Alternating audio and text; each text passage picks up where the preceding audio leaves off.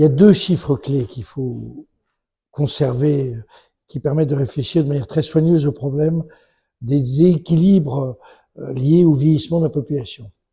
Le premier, c'est le pourcentage des plus de 60 ans qui, aujourd'hui, se représente un peu plus de 25% de la population et qui, dans quelques années, mais très rapidement, vont représenter 32% de la population. C'est-à-dire un tiers de la population aura plus de 60 ans.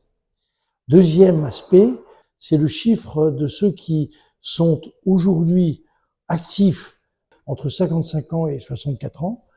Il est en France de 56%, ce qui est très faible, et il est en fait peut-être de plus de 70% dans un pays comme l'Allemagne. Donc il y a vraiment un gap qui est beaucoup plus important que le départ de l'âge de départ à la retraite, et ce phénomène qui est déjà caractéristique est amplifié pour les 60 à 64 ans qui, eux, sont à peine à un tiers en activité. Donc ce sont les deux chiffres qui permettent de vraiment bien comprendre le problème du vieillissement dans notre pays.